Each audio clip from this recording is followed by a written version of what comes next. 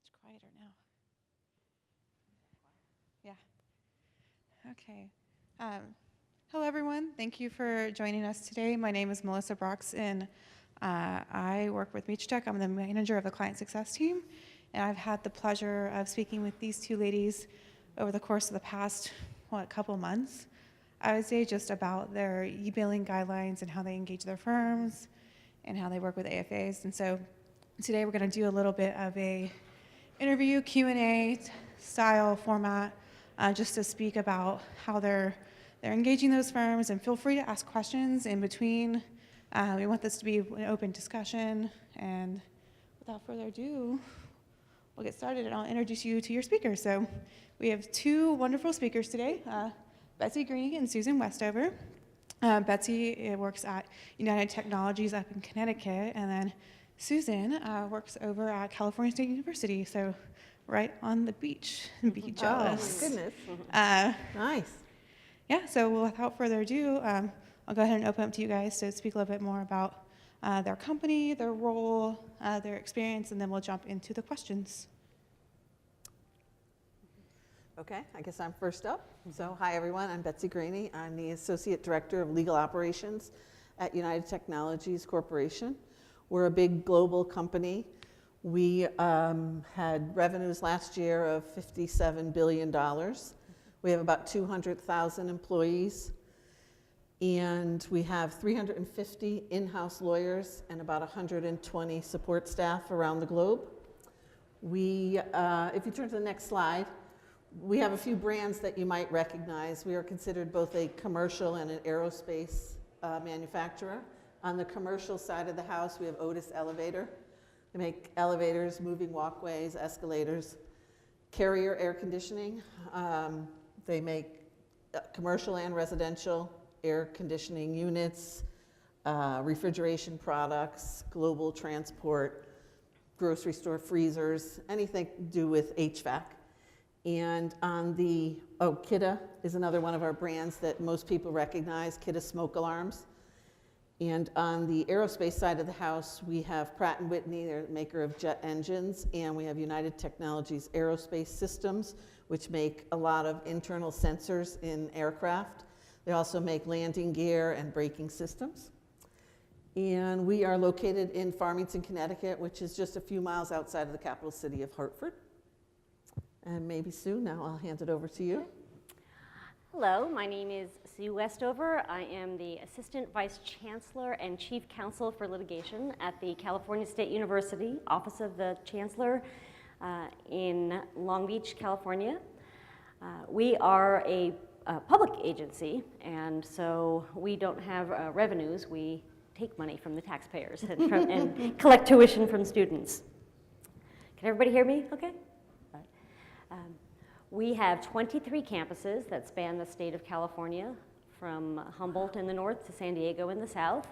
We have about 500,000 students and about 50,000 employees. Our legal operations are staffed a little more leanly than Betsy's team.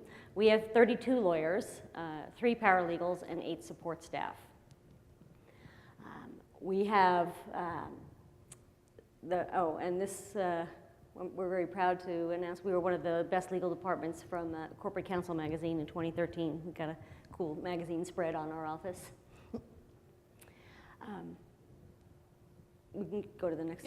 So the next slide, we'll just go ahead and start questions, and I'm going to pose the same questions to both of you guys, and then we'll go from there. So first, Betsy, I'm going to go to you first.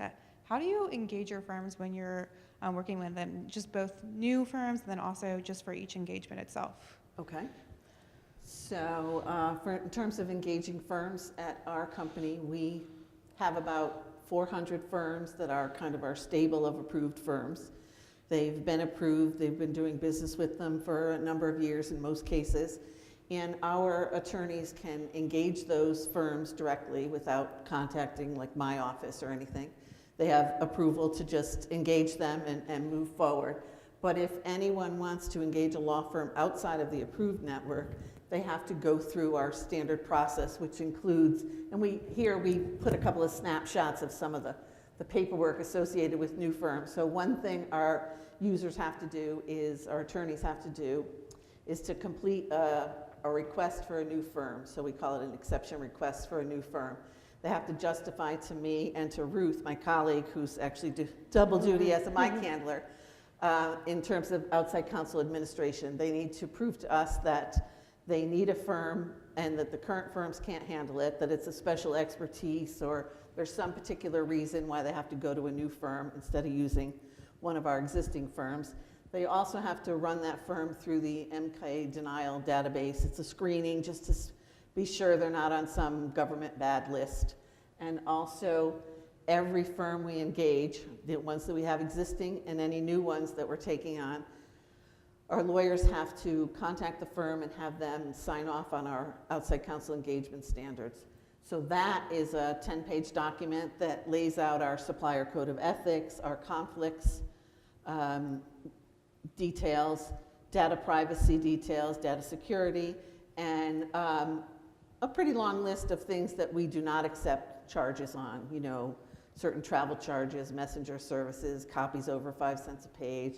There's quite a list of them. And that we will only accept invoices in a particular invoice format. So every firm has to sign off on that. If you don't agree to sign off, you don't get the work. We have the occasional request for a modification to the conflict section. We almost never agree to any, but on occasion we do if it's for a very limited scope of work. And I think that covers it. One other comment I guess I'd make is that a number of years ago, we used about 1,000 firms, and it was a lot to manage. And so we consolidated. We had a big process, and we consolidated down to a core 400. I know 400 is still a lot of firms. I don't know how it compares to anyone else's portfolio, but for us, 400 seems to work. It gives us, you know, the firms with the right expertise in the cities that we need, in the states that we need, in the countries that we need, of the whatever type of geographic location or expertise. So for the last 5 or 6 years, it's been really steady at about 400. And that's a good book for us. Sue? Well, at California State University, we have 3 different methods of staffing our cases. We have about 150 cases pending against us at any point in time.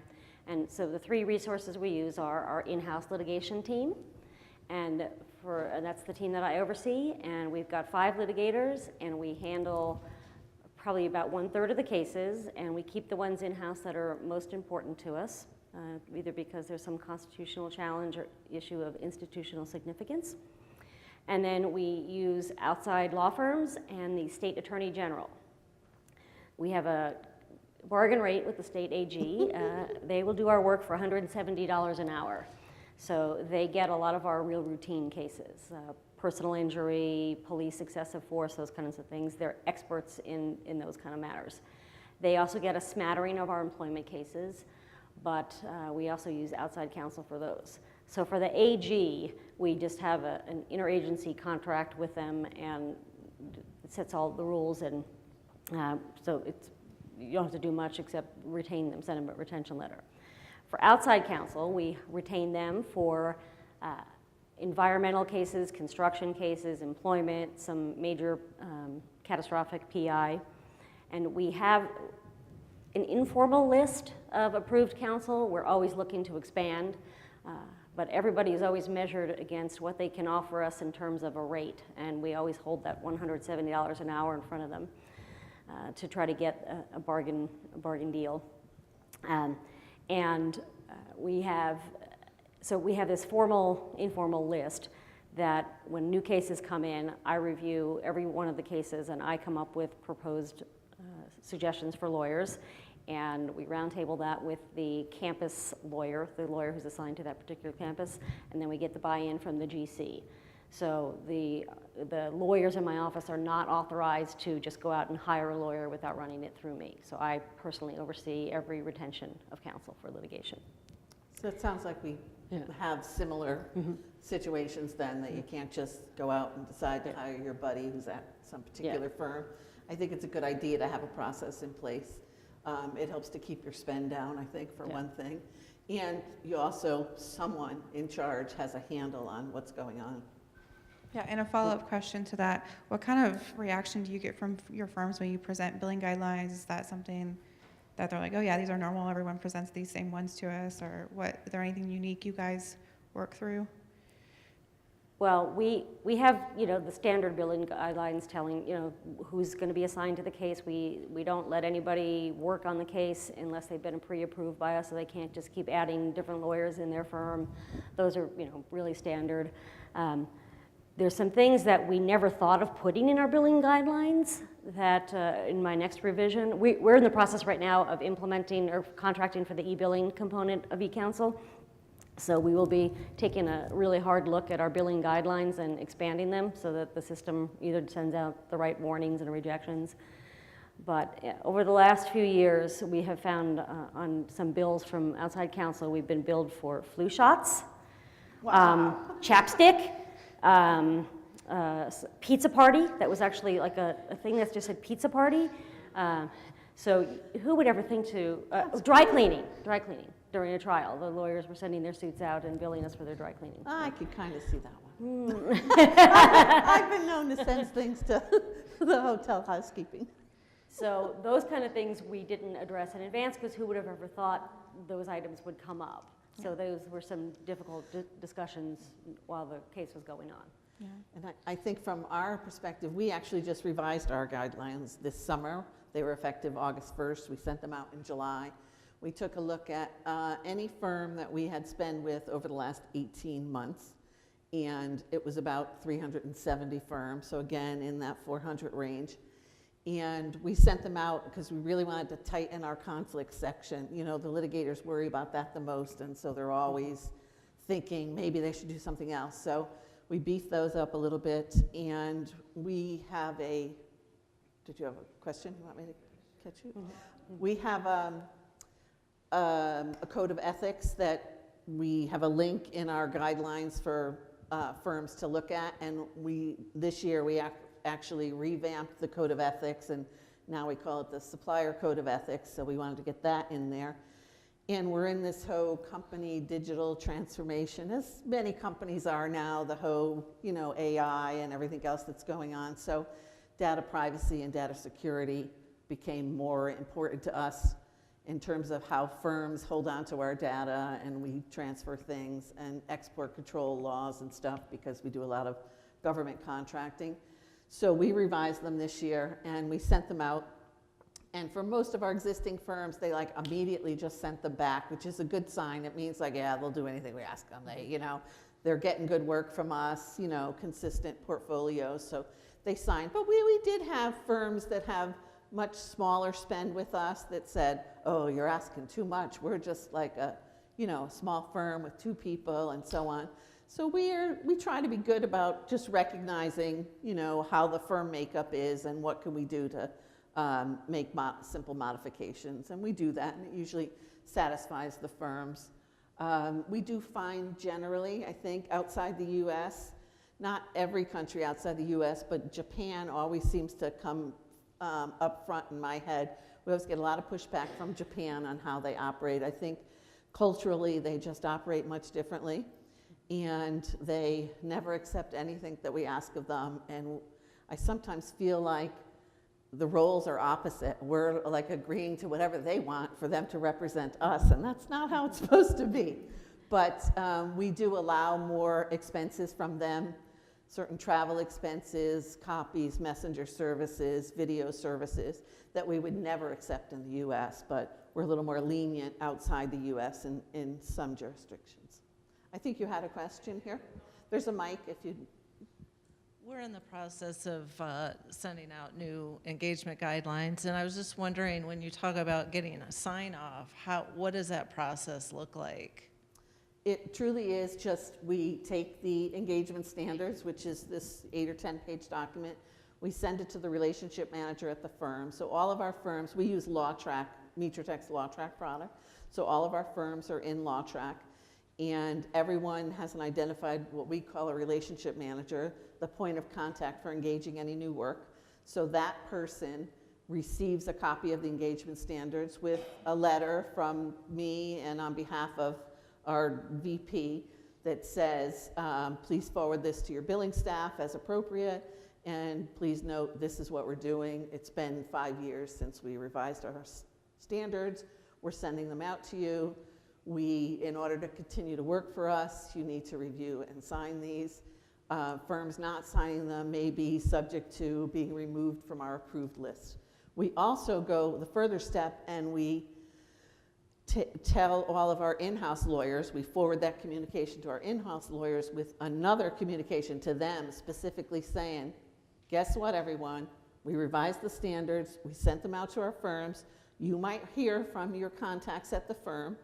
Keep in mind, if they don't sign it, we may take them off the approved list. So we're looking for your support to show the encouragement there. And, you know, we have like a master spreadsheet of who's returned it, who hasn't, who had exception requests, who's handling them. At our corporate office, I have the legal ops team, but then we also have lawyers specifically in the corporate office. There's, I don't know, Ruth, what do we have, like 30 lawyers at corporate? I'm not even sure, about 30.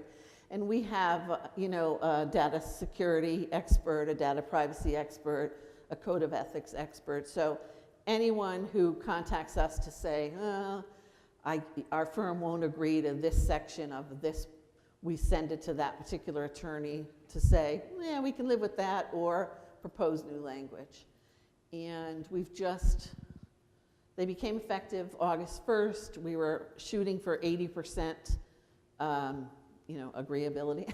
And I was at like 78% after close to 30 days. So I did another push and a reminder and just became a little bit more aggressive in the, you know, we're not going to use you. We may not use you. Because the truth is, when it comes down to it, we often still hold on to a firm even though they're not fully obeying what we want, because we may need them for, you know, a bet the company case or so on. But that's pretty much the process.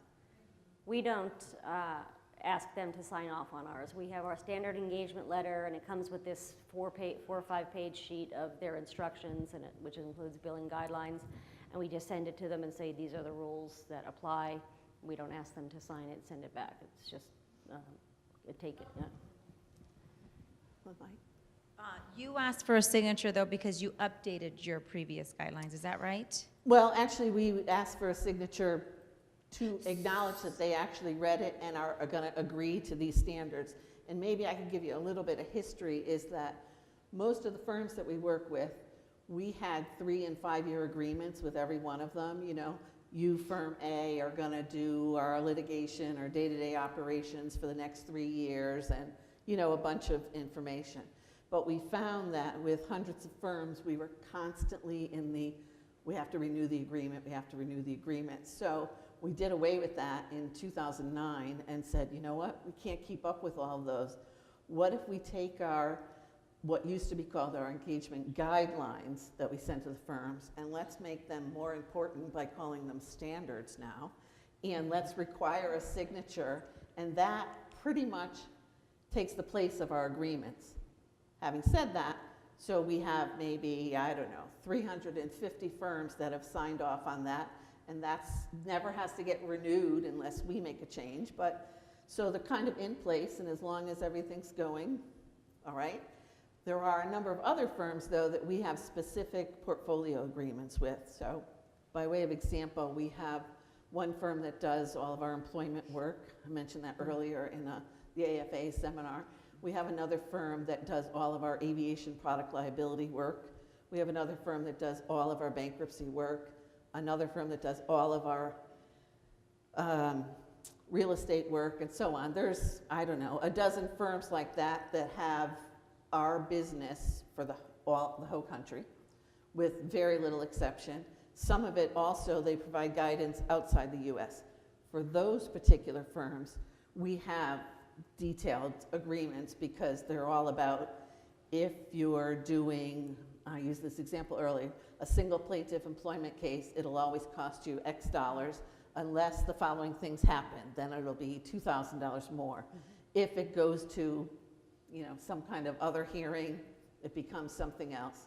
So we have lengthy agreements with all the details on, you know, we consider those strong alternative fee arrangements. For bankruptcy, mm-hmm. for example, we have one firm we don't do bankruptcy work, but we have vendors who go into bankruptcy. That all started back with the recession, say in 2008, we were getting these questions that our in-house lawyers couldn't answer. So we pay a firm a monthly retainer. They set up an 800 number. Our in-house lawyers can call that 800 number, get a lawyer at the firm to answer any kind of basic bankruptcy questions. If it becomes a claim where you have to submit a proof of claim and so on, I don't know much about bankruptcy, then it becomes its own case or matter and it's handled differently. But lots of advice was really just general advice and counseling on bankruptcy law. So we have that kind of situation too, and that's like a monthly retainer. So you do a retention agreement at the beginning when you engage a firm, and do you periodically, either one of you, update that retention agreement, or does that just stay constant for 15, 20, 30, whatever number of years, unless somebody revokes it? We do one engagement letter per case. Oh, per case. Yeah, so we send them and hire them just for that case. They get the most updated set of instructions. And so if they've been updated since the last one, they'll get the most current one with the update revision date in the footer.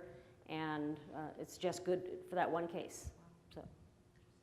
And Betsy, you kind of brought us to this point too about AFAs. I know it's the hot topic amongst our clients today. If we can, Susan, if you want to start to talk about what kind of AFAs you employ, I see there's a couple more questions, and we'll. Do we want to do the questions first? Yeah, let's go ahead and do the questions first. You had mentioned about having a problem getting 100% compliance on your sign off from the firms. One thing, we deal with a lot of renewals. We have huge panels across many lines of business. One of the things, I'm just going to put a suggestion out there, and I've noticed this with just the systems in general. Like we use Team Connect. If the firm doesn't notify of a email address change or a contact change, even if it's just like the slightest extra named partner that goes in the name, we always try to do a QC before we send stuff out, and at the very least after 2 or 3 weeks, if we don't hear back, we definitely go double check, because oftentimes some of these attorneys leave, and half the time they don't notify at least the right person they might notify the adjuster, but then it never trickles down to who actually has to update the system. So I would just... Yeah, thank you. That's exactly our situation, and that's exactly what happened. We either got an undeliverable or it went in the deep black hole. And so before we sent the reminders out, I personally took a look at the list. I had an assistant who prepared some stuff for me, and I looked and said, wait a minute, I know this firm, we use this firm all the time. There's got to be a typo in that, or so-and-so left. And fortunately, with LawTrack, we can run reports to see who in-house is using a particular firm. And so we have all those contacts. I often send an email saying, our records show you're using the Smith firm. Who was your contact there? Ours is undeliverable. Yeah. They give us a new name, we send it out, and we're good. Yeah. And that's brought our percentage up. Yeah, even sending a blast out prior, a few weeks prior to sending the guidelines, then you get the undeliverables ahead of time, and then by the time you're ready to send actually the documentation out, it's a reminder, hey, this is coming to you in a few weeks. Yeah, another really good point, because we are upgrading from LawTrack 3.7 to 4.2. We're in the midst of it right now, and part of it is that we have matter management, LawTrack, but for e-billing we use Timemetrics, and we're ditching Timemetrics and moving our e-billing to LawTrack's Collaborati. And so as part of that, we need our billing contacts. So we did a blast to all of our relationship managers at the firm saying, this is what's coming down the pike. This email is for you to confirm that A, you're still the relationship manager, and B, who is your billing contact. And we got the undeliverables, and kind of we're in that phase right now. So thank you. I'm glad that what we're doing is what someone else is and makes sense. Was there another question before we turn to AFA? Yes, I had a question in regards to the general templates that you all send out to engage the firms. What do you do for firms that you have ongoing relationship and work with? Do you do a new engagement letter each and every time to give that matter number? Yes. How do you do that? Yes, we do a new letter each time for each engagement, and we attach those instructions to each letter. So even if you work with that firm 5 of the matters that year, they're going to get a 6th. Yeah, because you know, if we use the firm, we have 23 different campuses, so in our letter, we identify who the client's going to be, we talk a little bit about the case, the reporting obligations, the rate that we've established for that case. So, you know, we may have given them, you know, a $5 an hour increase or something over the last year, who knows? So we just want a separate letter for every case. Okay, I know internally for our group, that's been an issue where, oh, we work with them all the time, they're already working on this matter, why do we need to do an engagement letter? So we just try to be consistent, but I think that's been a problem for us. Agreements. We do 2-year agreements for our panel firms. We do 2-year agreements for our panel firms. And if it's a single engagement agreement, that's where we basically, you know, memorialize the assignment and have them agree to the guidelines on a single engagement for that specific matter. In our actual engagement agreement, we actually make them agree in the engagement agreement for the panel approval for the 2 years that they're going to agree to the litigation management guidelines. So they sign the engagement letter, they get the guidelines, and it's understood that any case assigned during that 2-year agreement, they're going to be abiding by the guidelines for the cases that are assigned during the term of that agreement. Along the same lines as Susan even mentioned, that even though everyone has signed our engagement standards, the firms often require the engagement letters themselves. And so we use that as the opportunity to also note to the firms what the law track matter number is, because we require that on any invoices that come in. And then any exceptions to any kind of an alt fee arrangement that's been arranged. So they have the standards, it's signed by everybody, but in addition to that, there's often that simple letter between the parties for every matter, just as you said. So, Could you repeat the question? Do you get any pushback internally, though, from the attorneys to say, you know, do I have to do this each and every time? We've got a couple of slugs, I'm sure, but no, usually not, you know, no, I think that it's just a standard process, and we have a pretty, I don't know, we have a pretty tight process, and we're pretty vocal about kind of obeying the rules, so they might be grumbling at their particular unit, but We don't get any pushback from the attorneys on doing that. They may first send an email to the firm saying we're going to retain you for this case, and it may take them a couple weeks to send out the engagement letter. But you know, the attorneys, our risk management department, which pays the bills for us, you know, after we've approved them, they won't even set it up for payment until there's an engagement letter on file. nice. So.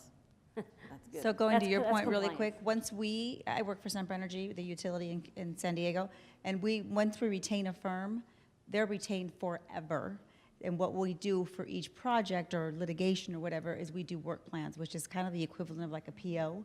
You put the scope of work, the dollar amount, and the hourly rate of the people that are going to work on it, and that's signed. That's 2 pages versus a retention agreement every time, which is like 15 pages.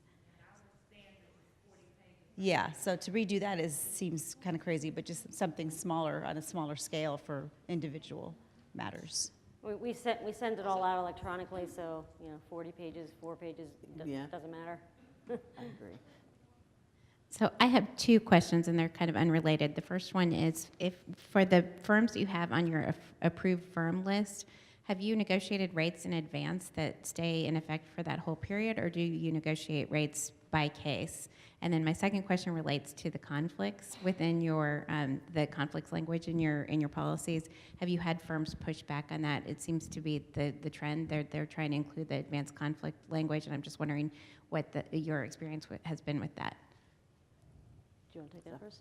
I don't know, go ahead. Well, on the conflicts, well, first for the letters, we negotiate the rate at the beginning of each case. And so even if I've just hired them a month ago for a different case, I would still call up the lawyer and say, we're considering you for a new case.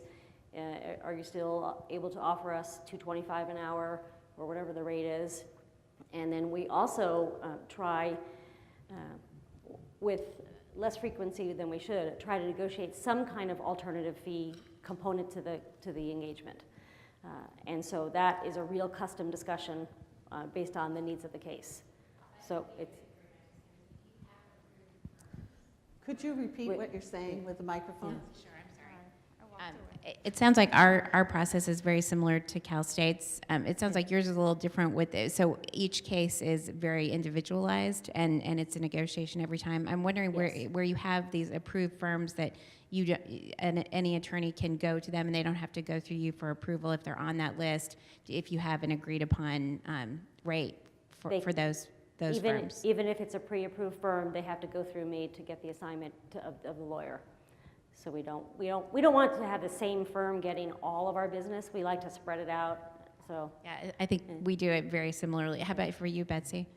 Well, we have actually 86% of our annual spend is all on an alternative fee arrangement. So we don't pay much attention to, or we don't draw much attention to, hourly fees. So when an attorney engages a law firm, they have to approach an alternate fee arrangement. We don't even want them having the conversation that it's going to be $40 an hour or $500 an hour. Our attorneys have to say, based on what I've told you, we need a proposal from you on an alternative fee arrangement, and that starts the negotiation. It's the same, I guess, as negotiating an hourly rate, but yes, that happens on every single case. Except for, of course, the ones I mentioned earlier, all these portfolios where we've already decided this is how much it'll all be. But on the one case here, one case there, it's always a negotiation before they get started. In reality it often takes 60 days to actually settle on an alternative fee arrangement, even though the work has already started. That's just the reality of how it works, but based on business client needs, but that's how we do it. And sometimes in the middle of a case, we will propose some component of the case to be sourced with an AFA. So if there's a motion that is going to be filed, and we might ask for a flat fee just for that motion and for everything connected with it. So we'd have to follow up. We'd probably just document that with an email, not a separate letter again. We have those kind of carve-outs as well, and I think the same thing. They're documented in email, or we also have a number of firms who collaborate with us in our LawTrack tool, so they actually enter information on our cases in LawTrack, so that all gets documented in the system. Any more questions before we turn to AFAs? Okay. So I just put some of the examples of the types of AFAs that we use. Most of our cases still are done on a traditional hourly rate with a separate billing rate for the partner and the associate and the paralegal. If we're going to firms that are a little on the pricier side, we might offer the blend, see if we can get a blended rate. One of the caveats with using a blended rate, though, is you want to make sure that you're getting the partner that you hired and not the associate doing all the work. So you have to specifically have that discussion with them at the start of the case that, I'm hiring you for your expertise. It's fine to use the associate for interrogatories and document review, et cetera, but you're the partner and I want you with the depositions, I want you in court, I want you at trial, you at the mediation. So you have to lay that out, that expectation out at the start. We also have something we call an early pay discount. And this is part of our template in our engagement letter, but it has to be specifically negotiated for each case. We tell the firm that we will pay them, we will promise to pay them within 30 days of receipt of the bill if they'll give us an extra 3% discount on the legal fees. And it saves us a lot of money, and we're very prompt payers at Cal State. When we get a bill from outside counsel, we pay it normally within 10 days.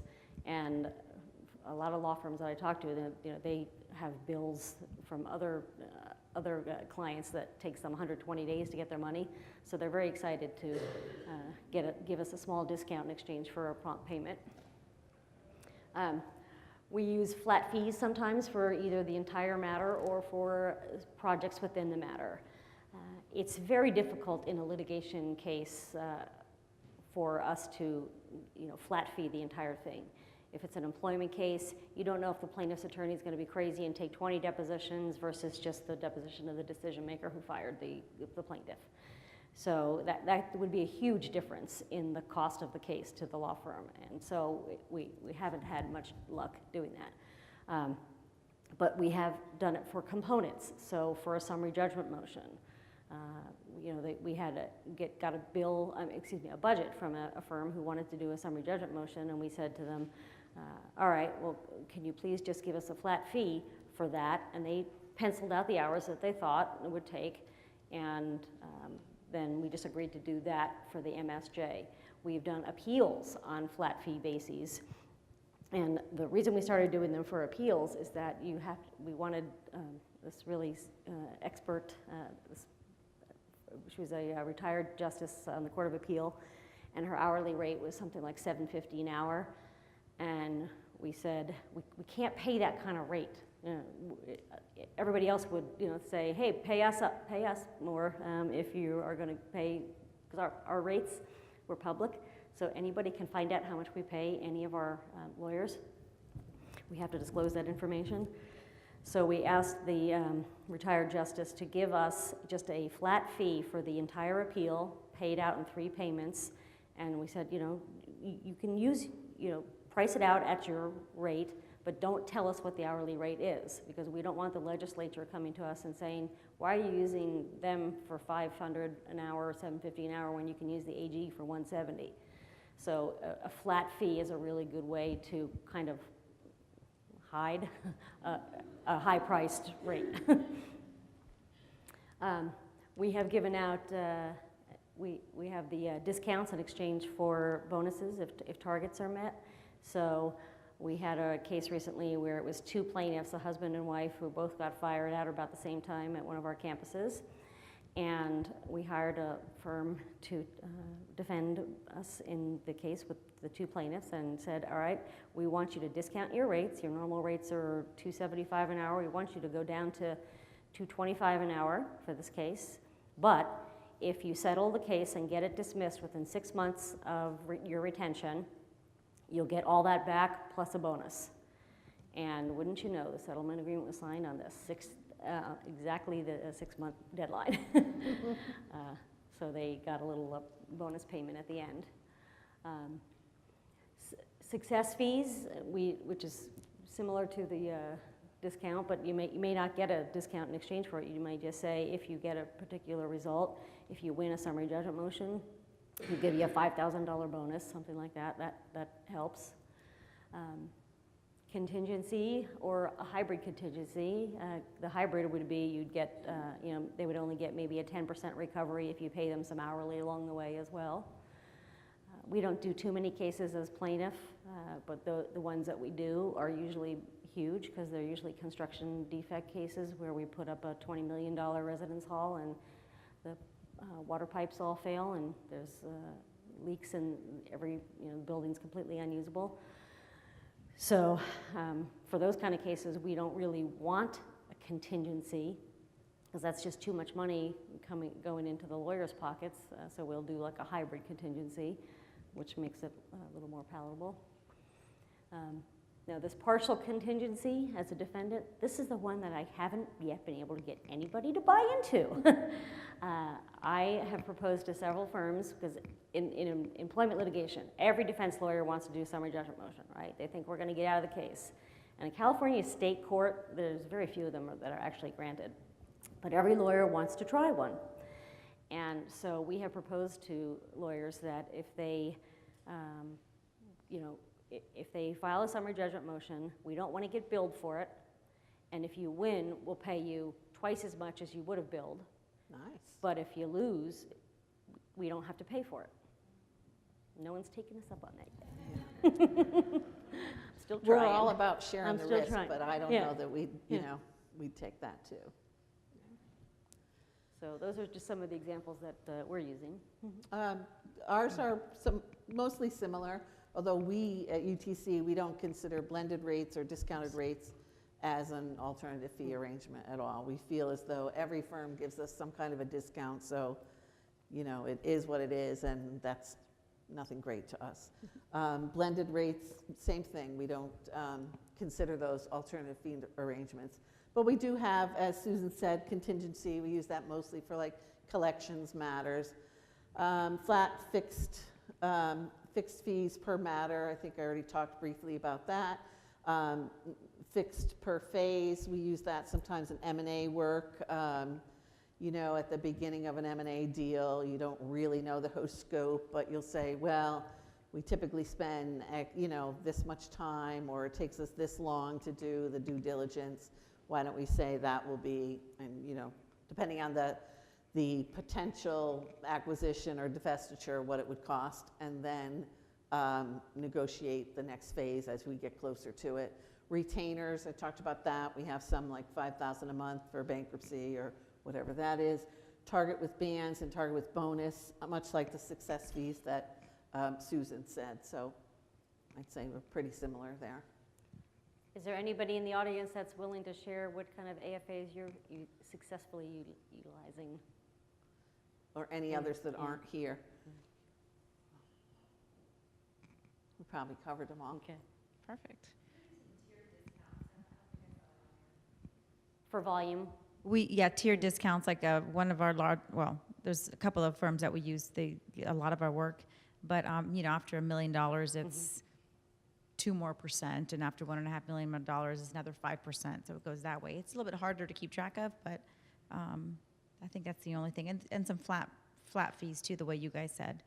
But Is that's your so far. tier billing, that discount, can you use the e-billing to measure that, or do you have to We have to, when you get an invoice, you have to run a report, see what they've billed year to date, export it, figure it out, yeah. Okay. We always hope that they're gonna be honest and tell us when they meet that Yeah. threshold, but gotta check up on them.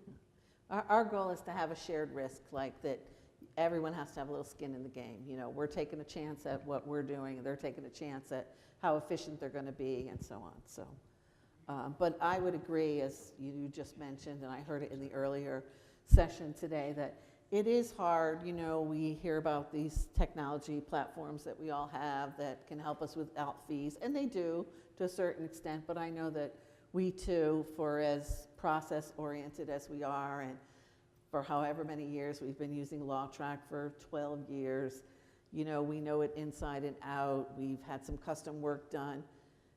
It still comes down to we're not always able to have the detail of did you meet this one and this one. So we kind of take the other view of percentage of alt fees on matters, and I think you'll see it in one of the next couple of slides, is that we rate our firms based on that percentage, and we rate our in-house attorneys based on the percentage too. So that's kind of the metric we go in. And having the alt fee generally gives us some predictability with budget. So between those two things, we feel like we're doing okay, but. I was just going to say, where we can, we try to negotiate a capped fee instead of a flat fee. And so we'll have firms where they won't come down on their hourly rates, but they will agree to the cap. And I think you share the risk and the benefit there, because if they're really efficient, or if it settles early, they get that higher hourly rate. But if for whatever reason it goes longer than it should, then it's capped. So I like the cap. Yeah, I agree. That's a good one, and we use some of that too. We almost never look back and say, yeah, you took a big hit on that one. We just try to make up for it going forward with additional work and just the relationship between the firm and the company. So I think we'll take one more comment on this one, and then we have about 15 minutes. So I want to move on to our next question. We do the prompt approval discount as well, and it comes out electronically out of Team Connect. So. So after it's all said and done, right, how do you go back and look at how they performed, and does that influence your decision to work with them in the future? Okay.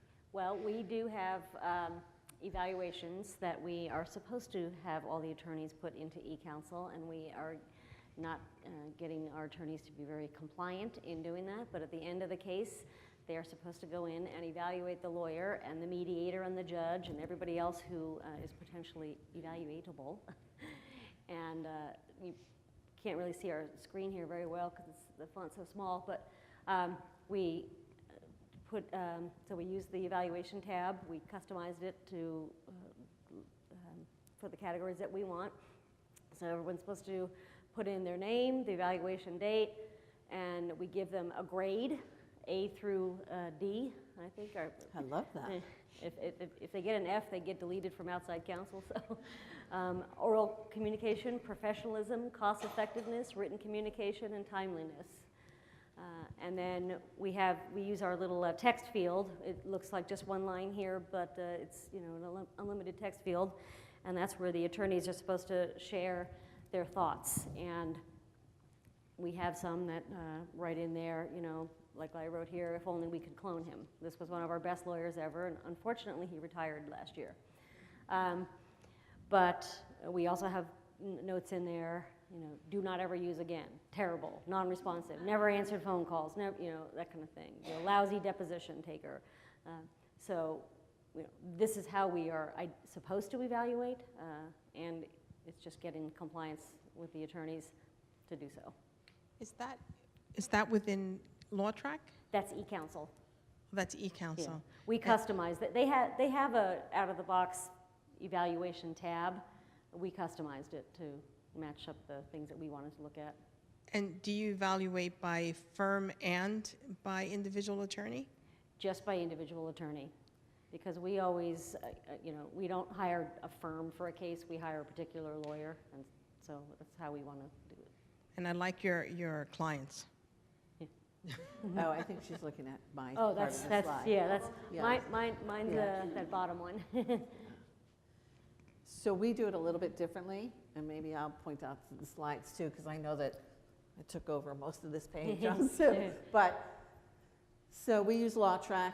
Our spend reports look similar to something like this, the top slide, where it shows the percentage of spend for each particular firm. So you see those percentages, and I ranked them. You're seeing the high percentages will go down to low.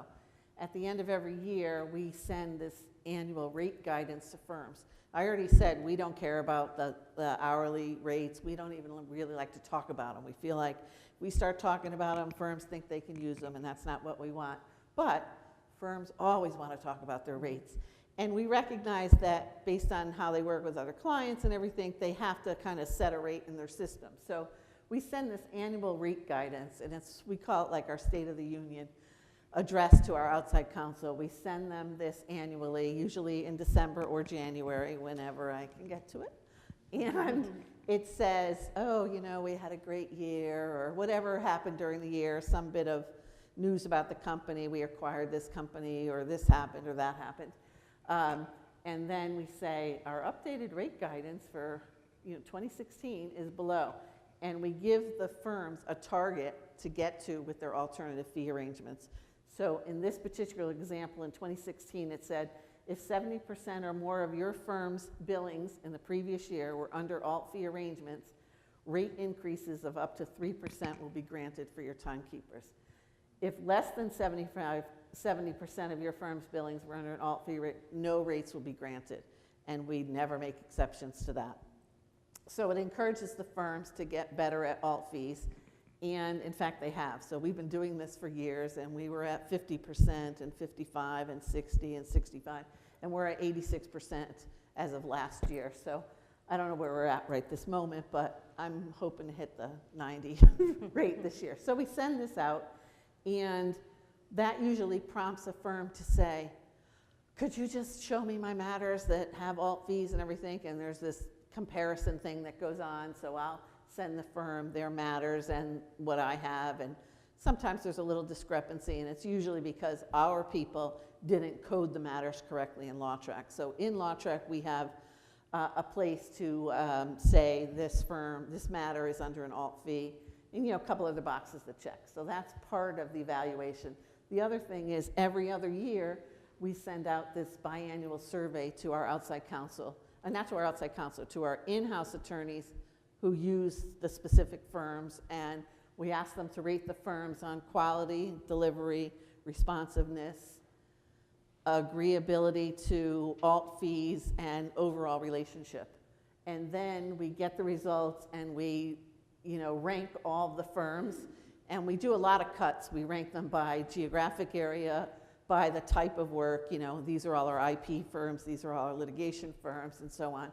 Then we provide that data to the firms without telling them who they're up against, but giving them the range of rates. So our scores go 1 to 6. So you'll say, dear such and such firm, your overall score was 5.2. You know, most of our firms got at least 6.0 or whatever it is. And if you end up on the bad list, you know, you have low scores, we call you in for a little chit chat. Because the firms always want to come see us, and we never have time for that. But we make exceptions when they're not doing well. We usually time it based on this annual conference that we have. We've now moved the conference for budget purposes to be like every other year. So every other year, all of our 350 lawyers get together at one location for 4 to 5 days. And the first day or two, we bring in some of our special firms, like the ones that we want to talk to. We still like them, but they're not doing so good. We come in and we set up meetings with them and give them their scores and give them actionable feedback. And then we tell them to enjoy the conference and talk to your in-house lawyers that you work with, and tell them how you're going to make things better. So that's that. And then the other part of evaluating the firms we also evaluate our in-house lawyers. So all of our lawyers are empowered to reach out for alt fees on all of their matters. So we keep track of that as well. And every quarter when we do the spend reporting, we notify the senior management at each of our divisions in the legal department. Here's all your attorneys, and here's how they're doing with alt fees. So they also are incentivized to work better at it, or else you're on that bad list and it never looks good. And so that's what we do. It's a lot of work. That is a lot of work. That's a lot. It's such a lot of work that I wasn't able to do it this year. We were due for a survey this year, but we're upgrading Law Track, and there's only so many people and so many resources, so I had to let it go this year. So we'll see where we play out next year. A cool question. Do you get AFA these AFA agreements by the firms for all of your types of matters, from your aerospace to your employment to workers' comp, across all practice areas, or are there So certain things that are asking, excluded? Are there areas where we still do hourly billing? Is that the Exactly. question? Yeah, or that AFA is completely excluded from this this guidance. I would say, in all honesty, outside the U.S., our alt fee performance, if I were to break these numbers down by U.S. versus non-U.S., the non-U.S. numbers are lower. We have harder time outside the U.S. Not so much in Europe, but definitely in Asia. Yeah. The concept isn't as clear, or culturally or whatever. It's a combination of things. We've made a little progress when we've had expats that are there for a while and teach the locals, and we've had some gains, but back to, I guess, answering your first real part of the question is mostly yes. Every kind of matter can qualify on some level for an alt fee. Some of them aren't as strong, and so there are still occasions where we have hourly rates. Okay, I was just wondering. Yep. It sounds like you guys do a lot of said different work. 86%. Yeah. So that's what, 14% Yeah. still on hourly.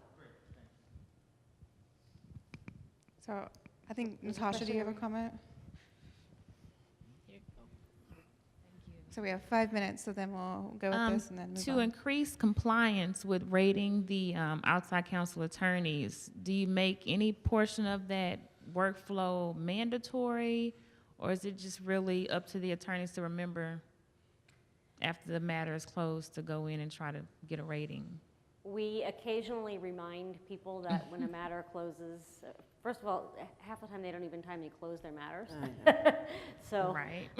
We're all knocking, everyone's knocking their head. But I could, I suppose, ask my paralegal to generate a report that looks at a litigation matter within 30 days after it's closed to see if these fields are null.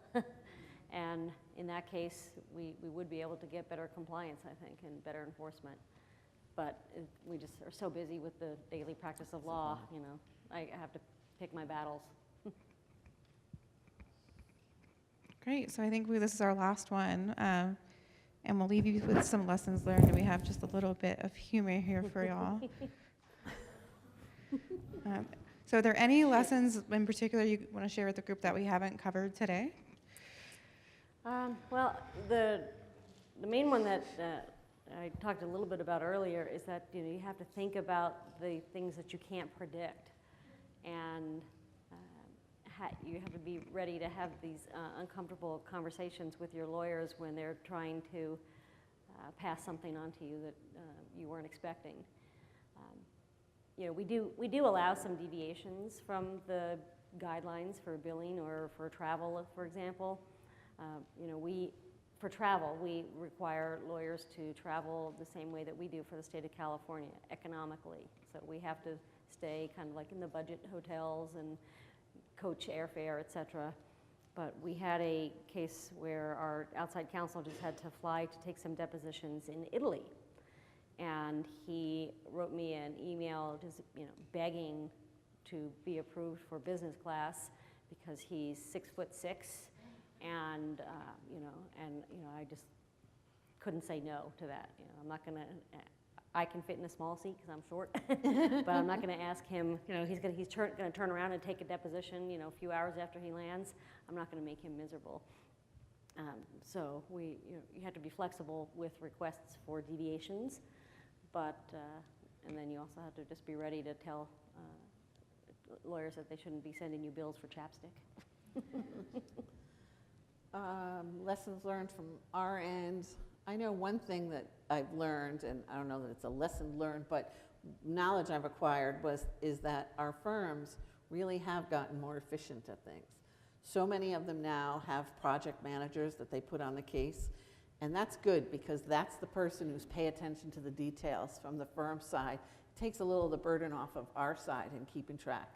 And if you have a good relationship with the firm, you can trust that. I don't think any firm's out to beat you up on anything, just as we're not on the other side. So I have felt a shift in how matters are handled at some firms. I also think one thing I've learned in terms of our LawTrack matter management tool and tracking all this kind of stuff. At the beginning, so I'm at the corporate office, and we push initiatives down to our business unit legal departments. All of those businesses I mentioned earlier each have a legal department. They all roll up to corporate where I am. And we push initiatives down, and sometimes we just require too much of them that in the end I've learned we don't really need all that. We think we need them to mark the case a certain way, check this box, add this description, do this. But when I'm doing the spend reporting or when Ruth is doing it, we've realized over time that we don't rely on every one of those things that we told you had to do. So I think that it's important to look at your processes every so often, every couple to a few years, and say, does all of this still make sense? Particularly if anyone's moving towards upgrading or changing systems. Certainly that's a time to look at everything. But even if you're in a steady state with your process and your technology, I think one lesson I've learned is to still take a look at what your requirements are, because they do change over time. No, that's great advice from both of y'all. Thank you so much for sharing your best practices with us today, and thank you to you guys for attending and asking great questions. We really appreciate it. Yes, thank you.